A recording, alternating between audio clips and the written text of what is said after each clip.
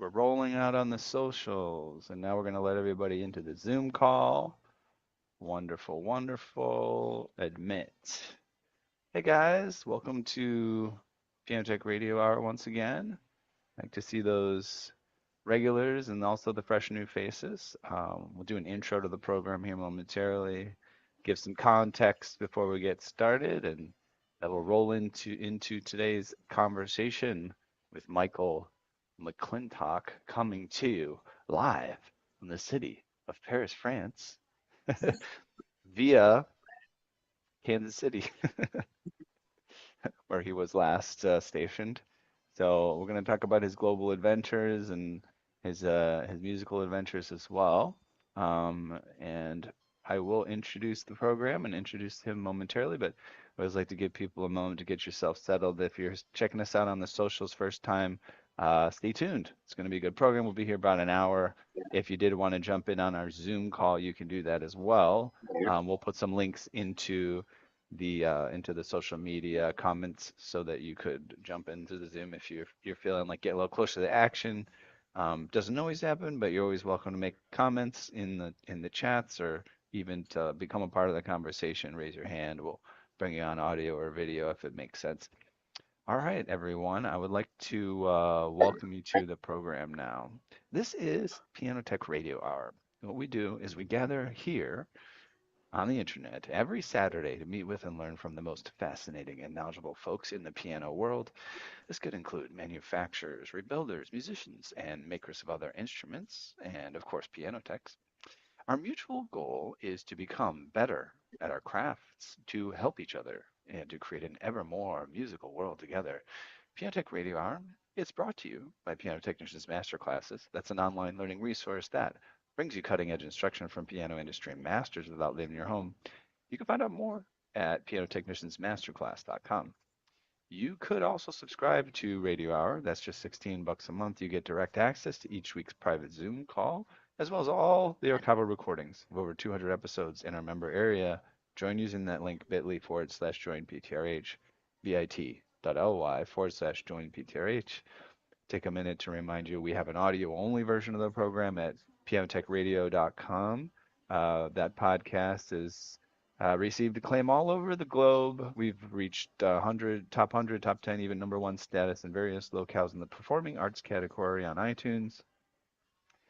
We also have our social medias we wanted you to check out. That's LinkedIn, Instagram, Facebook, Twitter.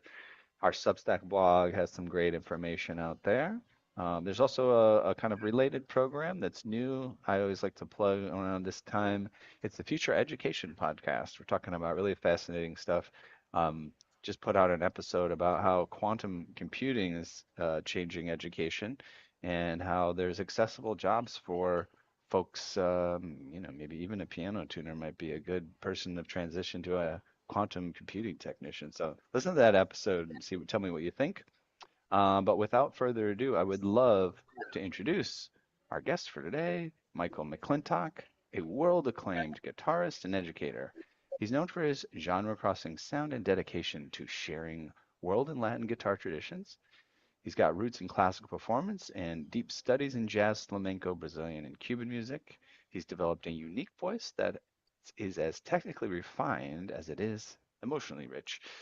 He's performed internationally and built an online community of students through his YouTube channel, Patreon resources, and published guitar method book, all of which reflects his passion for making global music traditions accessible to everyone. Michael McClintock, welcome to Piano Tech Radio Hour. Thank you very much, Ethan. I'm happy to be here. Yeah, it's great to have you. It's a bit of a tradition here. I always like to jump off the conversation with a peek into your childhood or your early experiences with music. So when did you first get into music and guitar, and when did you start to realize that this was the path of your life? Sure. I was around the age of 13. It was eighth grade, and I was officially bad at everything else, mainly sports. I definitely gave it a try, and I mean everything, and was not good at any of them. So my uncle, who was a guitar player, said, "Why don't you come take a couple of lessons? I'll let you borrow an acoustic guitar. So I did, and about 3 weeks into lessons, something just clicked. Probably for the first time in my life, it was like, blessed to be talented at something, and it felt really nice. And I stuck with it. I just fell completely in love and stayed dedicated to it to this day. So that was Oh, it's a a great mark. story. Yeah. I love that. I love, there's something, I don't know, especially for me, I like the idea of people finding their place, and I don't know that it always happens. I feel like there's probably people out there that have some niche that they could fill and, they just don't get there. They never cross paths. I'm assuming we're talking to a lot of musicians, piano players, and things like Hmm. that. And so, um, as an educator, I think I see this quite a bit. I've been lucky enough. You're probably going to hear me say that a lot. I feel like I've had a blessed life to teach a lot of doctors, plastic surgeons, very highly intelligent people that are well-to-do. And I always can see a little something behind their eyes that they wish maybe they had pursued the arts. Mm. And I've, this has happened more than once. I've taught more than one position, they're just they seem to love music as much as I do, and guitar, and they just seem to just get that twinkle in their eye when they play even Sweet Home Alabama or something. They're like, so yeah. I mean, I know what you mean whenever you express that you find joy in people discovering something that they really connect with. It's not every day. Yeah, that's an interesting way to hear about it too. Yeah, I feel like there's a mix. I'm sure certain people are meant to be a doctor. Some people are meant to be a doctor and play music on the side. I guess there's not a lot of people who are meant to play music and be a doctor on the side. But I guess I forget who it was. There's a there's a famous saxophone player, and I can't think of his name right now, but I think he went to law school. And like I think he fully graduated, but then also, and so actually could be a lawyer, but plays music. So I guess he could be but he made it very well. I want to say, is it Joshua Redmond? Um, anyways, I'll look it up here, but it's that is a thing I guess here and there that Yeah, that you do have people playing music and doing something like that on the side. Um, so I'm glad you found this niche. Let's talk about where you're at now and sort of just a quick overview of the path there, right? Because you're in Paris, you came sure. from Kansas City. I'm sure there's probably been a few other stops along the way. Um, Sort of what's been the general path of movement and place and why, Paris, France right now for the last couple of years. Sure. So real quick, I grew up in a small town called Neosho, Missouri. There was a famous television show on Netflix called Ozark that was Yeah. very hot for a few years, and I'm essentially around that neck of the woods where the TV show was supposed to be. And so I graduated high school in 2002 and moved to Kansas City. I studied classical guitar at the conservatory there for 4 years, and then pursued flamenco and got really interested in Brazilian music and jazz. But then I started traveling to Havana, Cuba. I had a friend who went to Cuba a lot. He invited me to go with. So I went with him, and then I met a girl, fell in love, started going to Cuba frequently. We got married. She came and lived with me in Kansas City for 8 years, and then we decided to move to Paris 2.5 years ago. So that was kind of the jumps into Paris, and so I've been here for 2.5 years and playing a lot of guitar, a lot of jazz guitar. Jazz is very popular here, and so I've been playing a lot of jazz guitar, and I finished composing and recording and released my first album of original compositions since I've been here as well. So that's kind of a quick jump and leap to where I am now. So that's where we're Yeah. at the moment. Okay. Well, I want to hear some music, but I think I want to ask I want to explore one of these topics you brought up first, and then maybe we'll get to a track. So all this travel to Cuba, it's an interesting place, especially for someone from kind of like small town, Kansas, or sorry, Missouri, to end up in Cuba and spend so much time there and meet someone there and sort of those two cultures mixing. Um, when was I guess remind us when the first time you went there was. And I know even today there's a bit of, it's not a simple place to go to Cuba, it's a different world. Somebody I know just recently went there, there's no Target, there's no, Walgreens on the corner, it's a No, different culture. It's a different place to be. So when was the yeah. first time you went and what was it like to decide to go there and make that trip? I went in 2013 for the Okay. first time, and it was because I was seeing all of my friends, coworkers, musicians, travel to different parts of the world and come back changed in a way. I had a dear friend who spent 2 months in Brazil. He was in Sao Paulo and Rio. And then I had another dear friend who had traveled to Spain, Argentina, Mexico, and I was kind of the, the guy at the end of the line, and I was really starting to feel like I was missing something. So I had a friend. He was from Mexico, and I met him through music, playing Latin music. Him and his mom and I became a friend of the family. Took some Spanish lessons, and he'd been traveling to Cuba for a few years, and he was just like, "Would you like to go?" And I was, because I was probably complaining to him. I was probably just expressing my jealousy to all my friends about all this travel, and he was like, "Let's go. What's the problem?" He's like, "We'll stop off in Mexico. We'll spend a couple of days in Cancun. You can enjoy that, check that out, and then we'll go over it." So we did. We were in Mexico for 2 or 3 days, and went for 3 weeks. And we did a couple of different provinces. They don't call them states there; they call them provinces. And so we traveled to a couple of different provinces, and then the last week was in Havana, and then that's where I got to spend a little bit more time with a woman named Dalida, and she's now my wife. And it was slow and low. We were, just getting to know each other slowly over that last week, but it clicked in pretty hard the last couple of days. So that was the first time I went. It was 2013. Mm, Yeah, fascinating. yeah. Yeah, I remember it was a bit before that. I mean, it probably was let's say, I mean, maybe even not 10 years before that, but maybe 5 or 10. There's the Buena Vista Social Club sort of thing, which isn't, I wouldn't call it a similar story, but it is the story of kind of someone going to Cuba, learning about the music, bringing it back, sharing it. Did you find yourself exploring similar types? I'm sure you're familiar with that film and that album and stuff. Did you find yourself exploring similar types of music or something different? Or, in terms of your music, did you bring your guitar? Like, did you play guitar while you were there, or were you just kind of tourist type of stuff? What was that like? So no, I, the first time I went, I didn't even see that much music, which is Mm, very difficult to do in Cuba because there's music everywhere. But I had my head in the clouds, and we were spending a lot of time in different parts of the country. And then, like I said, that last week I was so fixated on this girl.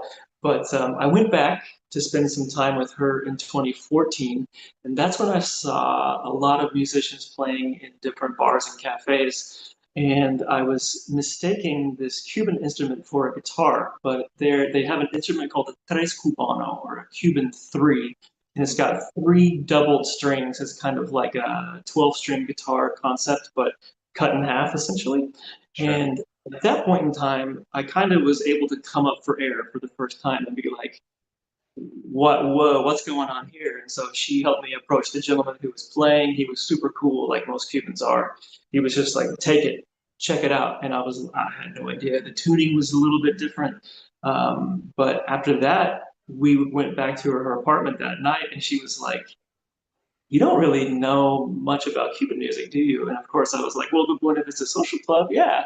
And so she gave me, a flash drive with like 40 different albums. And so when I had to return to the States, I had a lot of things to study, including the Buena Vista Social Club. And I knew what this instrument was. And so I bought one online, sort of kind of learned how to play it. And then when I returned for my third time, I went for 2 months, but I had purchased a book about how to play the instrument and met a gentleman in the United States named John Griffin, who gave me some phone numbers of teachers in Cuba. So while my girlfriend at the time was working her day job, I would go take private lessons from the premier Tres Cubano teacher on the entire island. I got that lucky because I said I'm lucky at the beginning. And he Yeah. was about 15 blocks up the street. His name is Efrain Amador. And he wrote multiple books about how to play the instrument. He teaches at, their version of Juilliard, which is called ABISA, the Institute of Superior Arts. And a sweetheart of a guy. And he was just come over to the house as many times as you want. He was happy to make a few bucks, and I was happy to learn how to play. And so he taught me actually how to play like classical tres cubano. He was a real classical music fan. But inside of his books, he had these little fragments of different Cuban rhythms. One was a nengon, another one was a changui. So I was getting deeper into Cuban music, not, the one of It's a Social Club, who I adore. They were kind of scratching the surface of like son and this cha cha cha and things like that. But he quickly introduced me into a deeper style, and so I was getting into music from that angle. So kind of Wow. different than most Yeah. Americans. Yeah, Yeah. What a privilege.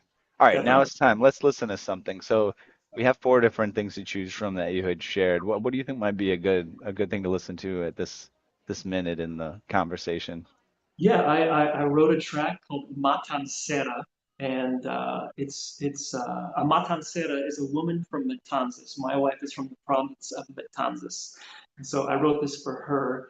And it's me playing the Cuban instrument that I was talking about, the tres cubano, as well Mhm. as a classical guitar accompaniment. And then I layered on a little bit of percussion as well, because it really wouldn't be Cuban music without a little bit of percussion. So you can get a little bit of a taste of my compositional style and the Cuban instrument with this track, Matancera. Okay. Now I'm having an issue here because for some reason my computer is not letting me open the folder that's in. So give me 1 second here and see what's going Sure, on. sure. Downloads. Working on it. Oh, We try we try another thing. If not, we might do the video that you shared. Are any of these on like Spotify or something? I this could is also on try that YouTube. way. Yeah, it's on YouTube. It's also on Spotify as well. Okay, okay. Let me try a different method though for sharing computer audio. Yeah, let me just go ahead and try Spotify. I have no idea what's going on here. Yeah, Good old computers. yeah, always. I'm updating mine as we speak. I mean, So it's yeah, it's funny. It's literally the folder that's in cannot open, but all the other folders on my computer I can't. I don't know. All right. I've got Spotify open here, so let's see here. you type I, in Michael McClintock with two right. C's. Yep. Uh, my album is called Here and There. Okay. And I've I think got. it's And the what's the name of second this one to again? last, Matancera. It's the second Uh, to last track. okay. Mata. So here and there, right? You said it was from here and there, Uh-huh. and then same Matthew. Oh yeah, there it is. Matancera. Okay. Let's see how this goes. I could share my audio. Computer audio. Why not? There's stereo. Share. All right, and here goes a play on that. Let's see how it goes. Boom. You hear that? Got it.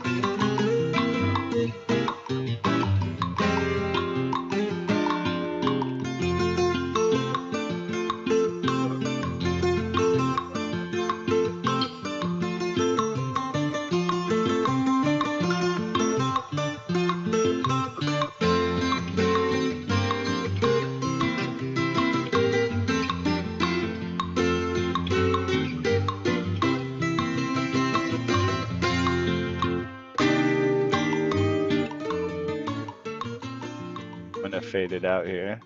Sure. Cool. All Yeah. right, I like that. So let me unpack it from my perspective here. So it's one, you're playing just one tres, or is there two? Or how One, does this? there's one tres and then one classical guitar, nylon string guitar. Okay, But okay, yeah, okay, cool. And are you playing both, or are you playing with somebody else? I'm playing both. You're playing both. Yeah, I layered it. I layered it together. And Yeah. the only remaining instrument is just that, is a clave, right? Is that I the? used two. I used the traditional clave that people usually play in their hands, and I used what the Cubans call a wah-wah, like a little wood block. Okay, It's sometimes red or yellow, and people sure. play with sticks. And so I went back and forth between a couple of traditional patterns to kind of layer in and make the sections try to pop a little bit with some of the different patterns and the percussion, the claves. Okay. And Yeah. then I've done a little bit of this type of music, I suppose. But well, I heard the sort of montuno pattern, right? But on the Yes. guitar, would you call that a montuno? Even when you play it on the guitar, is there another name for it? Is it? Yeah. No, you can call it a montuno. Yes, that's totally acceptable. Yeah. And then the actual rhythm that you're playing there, we mentioned the instrument, the clave. Is that let's see, I forget. So the clave, it has a specific pattern to it. You usually have like a 2-3 or a 3-2. This is Is a that was two that a trick? three. Okay. This is a dos tres, and then it's kind of a mix. I do a mix of a son and rumba clave, and I think it's a 2-3. They're essentially the same thing. You just either start on the three side or the two side, but Right. it's a tres dos. Uh-huh. That So I'm doing kind of a hybrid between the son clave and the rumba, and then Yeah. when I go to the major section, I go to a traditional. I think I switch it to a dos tres, just son clave. Just yeah, Okay. so it's kind of a hybrid song. It's got a couple of different rhythmic patterns to it. And you mentioned the sort of, I guess, styles or traditions too. You were kind of mentioning like you have the cha-cha or, the Yes, different kind of rhythms and styles. Is there a specific name to this like kind of style you going for here or using here? I would, to be safe, I would probably put it under the category of son, Cuban So, son, okay. son, which was a precursor of salsa. And so, I would pretty much call it son to be safe. I think that would, without getting too deep, it's Right. I would go with that. Okay. And I guess because you mentioned it, can you salsa dance? It's mandatory. If you It's marry a mandatory. Cuban, it's mandatory. It's mandatory. Okay. If not, you're gonna watch her dance with good-looking Cuban guys all night. Right, And right. Now the question is, does she lead or do you lead? if I have begun leading over the Okay, last few years. I've I begun leading. figured it out. I need to learn more turns, but I won't lie. For the first year or two, she led. She backled gently, but now The I can actually do it. Can do okay, great. All right. So by the time you're old and gray, you'll be the lead, you'll be officially be the full leader, and you'll have all the moves down. And then you'll be that cute old couple dancing salsa. So that'll be perfect. it. Sounds good. Um, um, well, yeah, this is so fascinating. And so in terms of now your wife, your wife moved from Cuba. That must have been a big decision. Is she Yeah. musical or just, just enjoys the music? She's a fantastic dancer, and she's much more on the production and management side of things. She's a highly intelligent lady, and she's very good with business. She worked for the Ministry of Economics for years in Cuba, so she had a very high position with the government there, and she's helped me very much with my business. She actually encouraged me to start my Cuban ensemble while I was living in Kansas City. I wouldn't have done it without her pushing me. And then she also had a very good idea of why not start guided tours to Cuba. And so we put together an entire organization called Cubanisms, which had the musical group and the travel agency uh, inside of it. And since I moved, unfortunately, we had to discontinue the group, but we still do annual trips, and we've got one coming up this January. We always go during their big jazz festival called the Jazz Plaza Festival, which is the largest in the Caribbean. And so we usually if we're getting lucky, we'll have a very good group or multiple groups that'll go with us every winter. So Chicago, for example, is a good place to escape late January. Kansas City is not as bad as Chicago, but it's also pretty nasty. So um, no, she's the brain. Okay. Yeah, she's the brain, and I'm proud to say it. I have no problem admitting that. She's she's very smart. And who I said, and whose decision was it to move to France here? And did you know She you would be staying this long? I had a feeling she was ready. She was ready to try something different. We both loved Kansas City and had a great time. We were able to buy a home and have, to this day, beautiful friends and family there. But she was interested in living in a bigger city. Havana is a pretty fast-moving city with a lot of international activity. And I think she was missing that. And so it was a big decision for her to leave Cuba. She had a good job. She was working for a Spanish company at the time. So I had to really work hard to convince her to do that. So she did. We were together for 8 years, and when she brought up the idea of trying something different, I couldn't say no. So we traveled to Paris. We had a friend introduce us to some now friends here that were musicians. I brought a guitar and ended up going to tons of jam sessions, and we just fell in love with the city. We came for a full month. We were able to get away for a full month, and she connected immediately. She speaks French as well. I've been learning, Hmm. but that also helps. But I've never lived in a real big city. Chicago, I love. New York, I love. KC's great. It's mid-size, but I wanted to spend some time in a big city before I kick the bucket. And so, man, Paris is great. It's beautiful. And so we applied for a visa. Actually, had to go to Chicago to drop off the package, and they said yes. They accepted it. It was a international talent visa. So thanks to my career and everything, France was like, yeah, come on out, come on over. So Great. So wait, so does that mean you were, I guess I don't know what the visa is. Is it a visa where you have a certain amount of time there? Do you get to live there for long term, or what is the, not to at, get to, I'm not trying to get personal. I'm just curious, like what kind of options you have at hand, you know? yeah, no, it's good that we have something to talk about. It was they at first they gave me 2 years, and so they Oh, that's a kind of long they give time, you yeah. a little, yeah, they give you a little window to pretty much come and set up shop. And I've been again extremely lucky.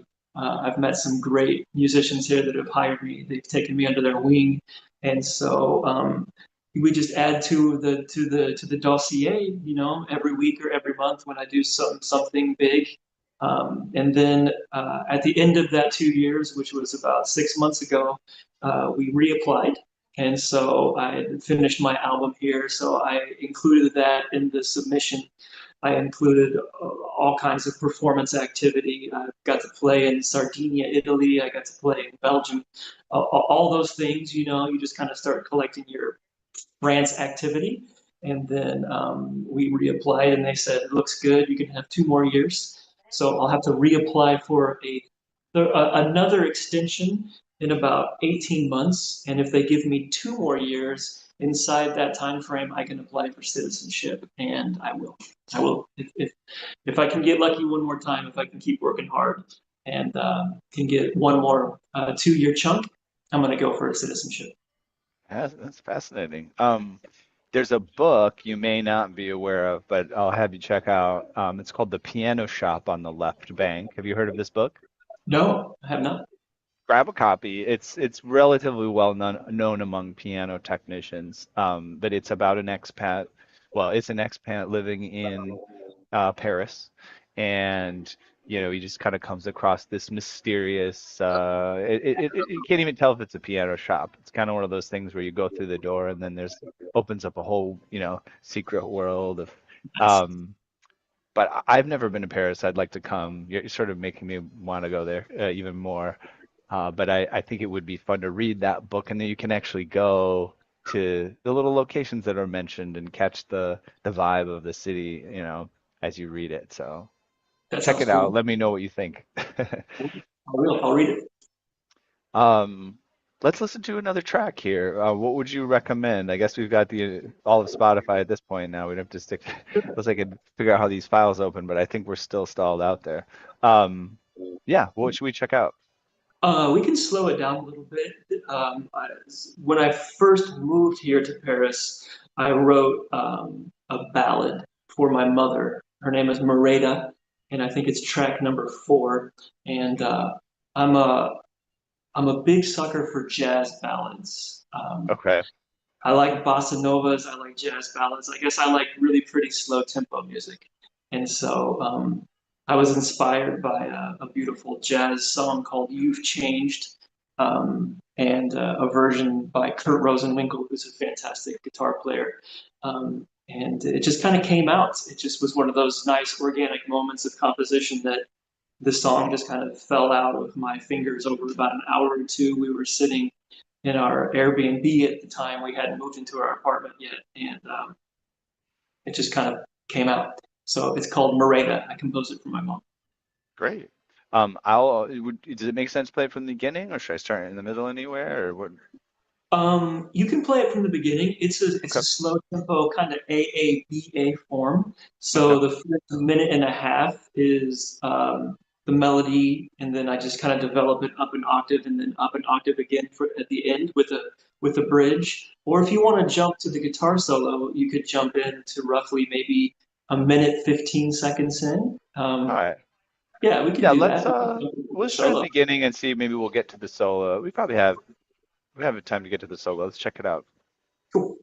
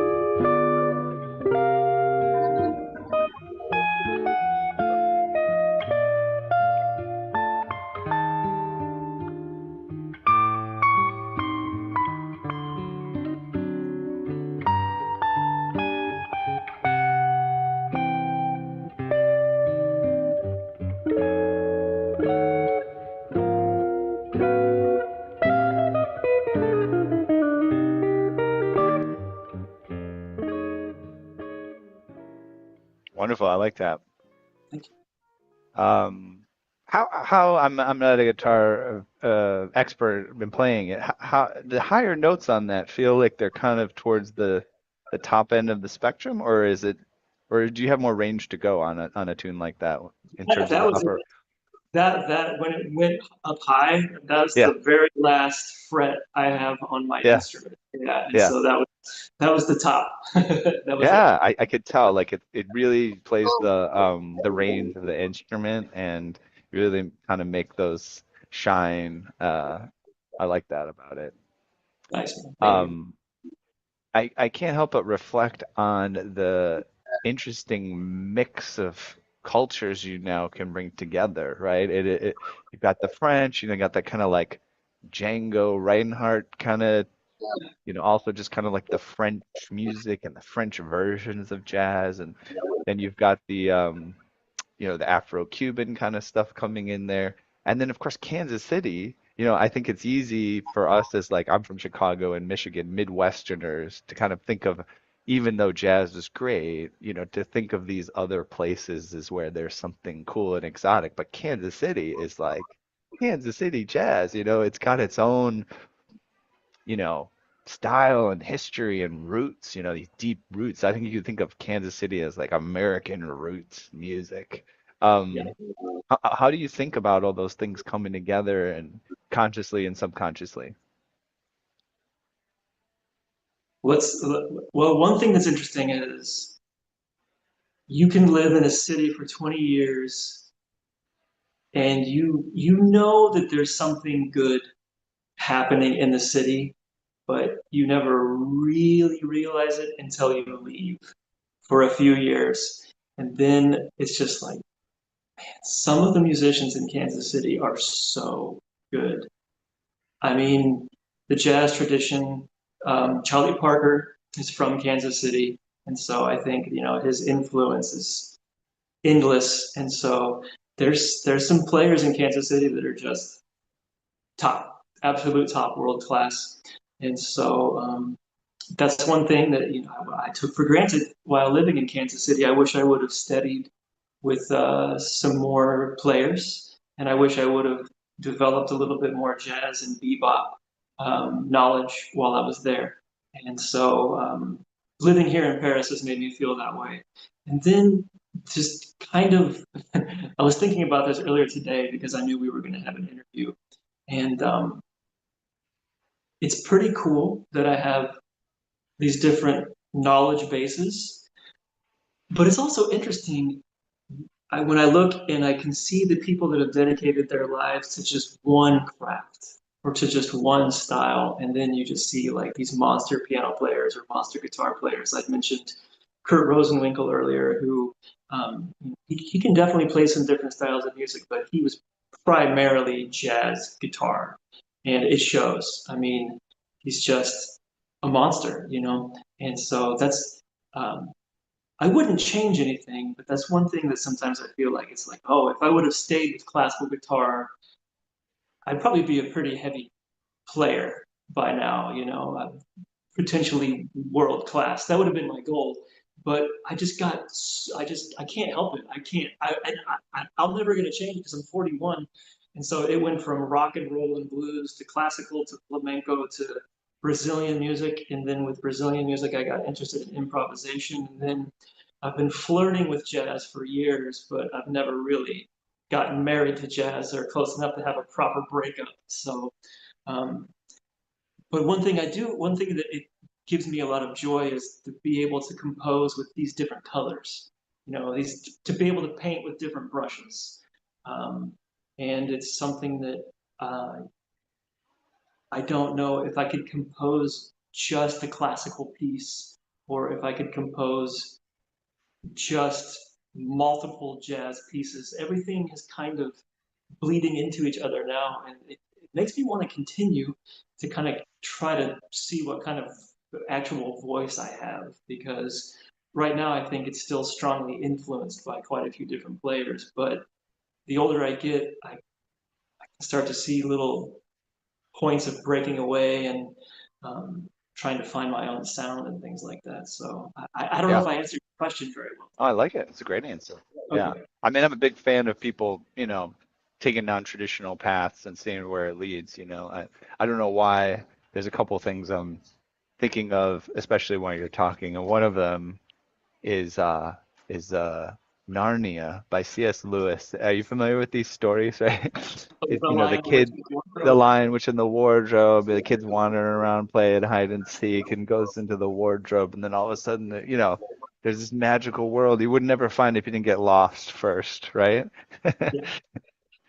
Well, So that, just, yeah, just to kind of maybe put a bow on that, it's like I would have to thank meeting my wife to Latin music because I met a Latin family through music. We were playing Brazilian music at a winery in Kansas. Um, and I remember when they came out to see the music and to drink some of the wine, and he was intrigued. He was like, why are you guys playing this like bossa nova Brazilian repertoire?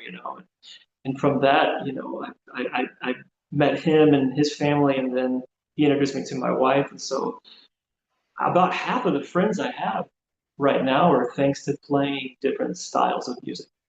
And it's just kind of interesting how it bridges, how music can bridge all of that together. I've wonderful. still got I've still got some friends and my old teacher from conservatory from classical. It goes all the way back to the classical days, and then you just build from there. hmm Yeah, I mean, we get to talk on this program to lots of people, in different places. We people in Germany or Italy or um, Latin America, and especially these cities too. The more you're there, you'll have the opportunity.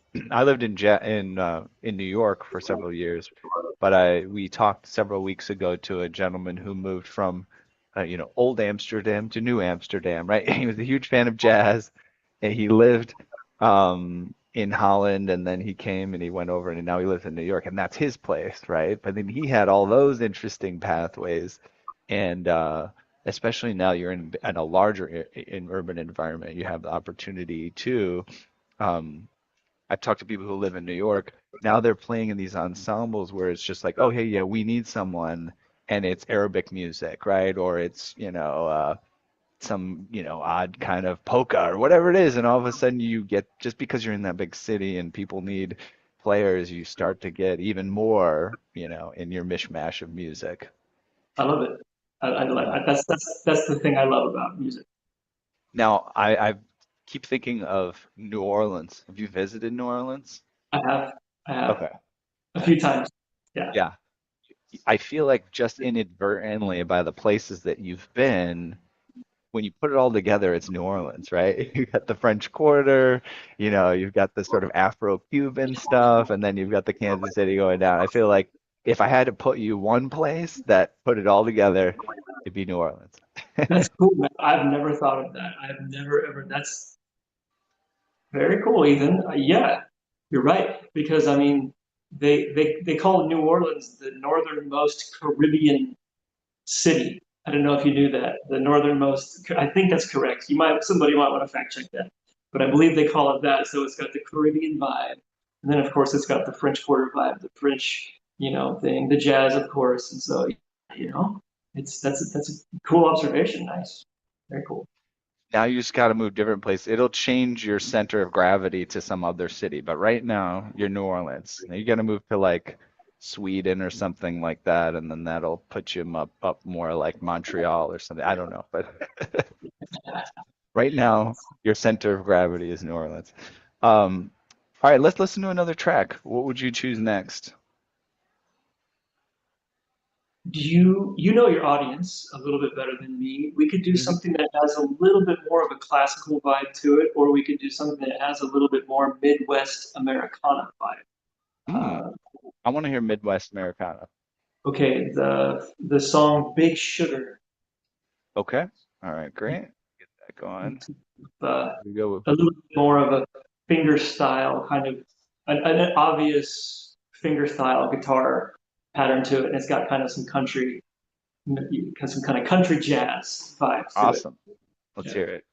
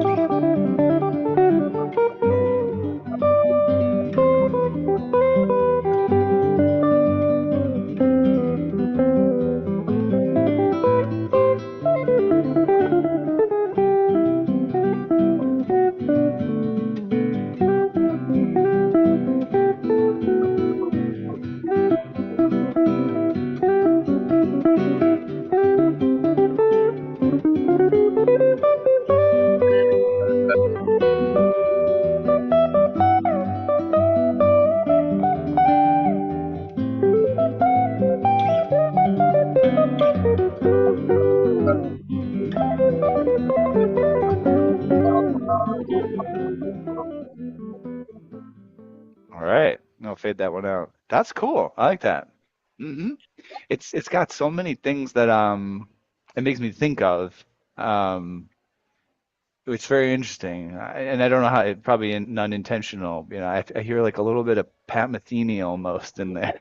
I Yeah. hear a little bit of I almost hear a little bit of like Grateful Dead. I don't know if that's intentional, but some of those licks that you hear in the long jams, from the Yeah. Grateful Dead, they were coming out there. Um, I feel you've got a very nice, unique voice with that one. Thank you. It sounds familiar, but not like anything I've heard, so that's very cool. Oh, very nice. All right. And tell me more, because you said, you started out in classical. The tradition of classical, whether we like it or not, is not so improvisational. And then you mentioned you're sort of like getting more into jazz. Where would you say you're at in terms of your sort of, and you're playing in jam sessions there in Paris, with your sort of level of comfort with improvisation and sort of the jazz lexicon, like where you feel like you're at in terms of how far you could go? I'm, I've learned enough to really want to go back to the drawing board, which is Okay. an interesting place. Um, there's some specific things, some specific check boxes you need to be able to check off to be a jazz musician, in my opinion. And there's some that I cannot do very well. Rhythm changes, for example. I've not dedicated hardly any time to that, and that's a big form. I love blues. I can play comfortably on a blues, and I won't say all 12 keys. I don't practice blues every day in all 12 keys, but and then like John Coltrane, Coltrane changes is another thing that I haven't dedicated too much time to You mean these like giant steps changes, giant that kind of steps, stuff? Oh yeah, that okay. that kind of cycle. And so that's so there's a large amount of the jazz tradition that I have yet to really try to tackle. But I'm, getting more and more comfortable with some of the bebop type isms, if you will, some of the Charlie Parker things, enclosures, and tritone substitutions. And you mentioned Pat Metheny. I'm a big Pat Metheny fan. So I'm actually working on one of his solos right now, and I can understand everything he does except for like one little moment, which is uh, an Say that album one more called. time. The last little sentence. Yeah, it's one of his more famous solos. It's from a composition called "Have You Heard?" from Letter from Okay. Home. It's made, Okay. some people think it's like one of his bigger solos, and so I had a little downtime, which is rare, and I was like, I want to try to learn it, and I can actually play it. I can actually play it, but more importantly, I can understand 99% of it. He does this one little pentatonic side slip thing where I'm not quite sure what he's thinking about, but I think it's going to be about 10 more years before I really start to find my own deep improvisational voice. But I'll be 50, so hopefully I'll make it to about 80. So I'll have maybe 30 years of some kind of originality. But that's yeah. So Yeah. with jazz, man, yeah. But I think that's just with classical. It's just a lifelong pursuit. I mean, it's like we're never really done, are we? I mean, even the greats will say the same thing. They're always chasing the next thing. So I guess that's the thing I love the most, and one of the things that I secretly hate about music. Because I do have I don't want to say I have a lazy streak, but I will take an easy route from time to Uh-huh. time. And with music, man, there's no easy There's no routes. there's no Yeah. easy routes, yeah. Uh yeah. Um no, but that's cool. Yeah, I'm looking forward to hearing more as you continue to explore jazz and improvisation as well. Um And we've had a few guests on here. I didn't know of this fellow before having a few of these guests, or maybe I'd heard his music, but hadn't explored it. Nikolai Kapustin. Are you familiar with Kapustin? No, I'm not. So check out Kapustin if you get a chance. He is a Russian composer. and listen to some of his compositions. They sound like really great jazz pieces that maybe would have been, you know, created by like a Quincy Jones or something like this. But he's a Russian guy and he writes them out note for note. Yeah, Um, I think he's got some guitar pieces too, but it's like it's a very cool bridge between classical and jazz music, and it's intentionally jazz, but like it's really he's a really great composer. Um, check it out. and there's so many things. We only have about a minute or two left here. There's a couple Oh, things I wow. wanted to mention. Um, I wanted to talk about your YouTube stuff and your teaching stuff, but we may not have much time. Um, and then I had a question. When you go to the jam sessions in Paris, what kind of tunes are they playing? You know? They're they're they're pretty faithful to the standards that we're familiar with back Okay, home, you know. So I mean, blues. I mean, all the kind of top 20 autumn leaves, alone together. okay, All you can safely call some bossa novas. You can call the girl Ipanema, Corcovado, okay. and so no, they're on top of their game. So you can pretty Hmm. much call all the same standards that you would call in Chicago or New York. Okay. You know, each town's kind of got their own little bag, but Hmm. you can call pretty much anything you want here. They're gonna be hit. Okay. Yeah. Um, all right, yeah, and again, we can meet again, but if there's and it might be a good time as we transition to the end there to just mention your YouTube channel and all the stuff you're doing there. And we'll walk it out here pretty soon. But yeah, that was another thing I wanted to cover, but you can't cover everything. No, But yeah, can't cover Matt, what everything. are the last things you want to mention and sort of mix that in with, how it's going with the YouTube and what you're getting out of that? Yeah, the YouTube channel. You can pretty much find me anywhere across the internet under Michael McClintock Music, Instagram, Spotify, YouTube, and I've been spending a lot of time on YouTube over COVID. I got into teaching a lot of Brazilian bossa nova classics, and a few of those got some pretty good traction. So I'm getting close to 10,000 subscribers. But right now, I'm working on a series of getting from point B to point C on guitar, kind of like, guitar players, sometimes we don't know what the notes are, we don't know what triads are, things like that. So I'm going painfully slow and it's quite boring, but I think it's important. I want there to be a resource on YouTube that hopefully over the next few years that'll get popular. And then I also wrote a book called Master the Guitar Fretboard and Essential Music Theory in 10 Weeks.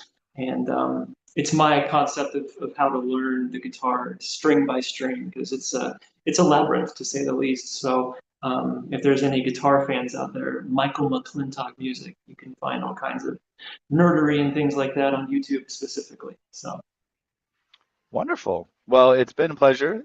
Glad you could be with us. I know it's like 8 or 9 there now. So thanks for staying up a little bit and taking some time away from the sort of evening wind down. It's yeah, Saturday too. Are you going to go out or is it you're in for the night? I'm in. I'm in. He's in for the night. Yeah. A All right. Saturday night off is gold. So I'm All home. right. Well, I'll walk us out here. This has been another fascinating journey at Piano Tech Radio Hour. Thank you again to Michael McClintock for joining us today, as well as our live audience. We're brought to you by Piano Technicians Masterclasses, cutting edge instruction from piano industry masters without leaving your home. If you joined us today just for this session, subscribe to Piano Tech Radio Hour, $16 a month. Recording of each week's session in our member area, as well as automatic registration for each week as well. Sign up at bit.ly/join PTRH. Don't forget about the audio only podcast, the Substack, the socials, LinkedIn, Facebook, Instagram, Twitter. Subscribe to the mailing list on our website at themasterclasses.com. And yeah, and check out the new thing at uotu.xyz. That's the Future Education Podcast, uotu.xyz. Michael, I'll sign us off, but if you want to just quick jump back on the Zoom and we'll do a quick wrap up, just you and me, that'd be great. But Sounds thank you, everyone. We'll see you again next time.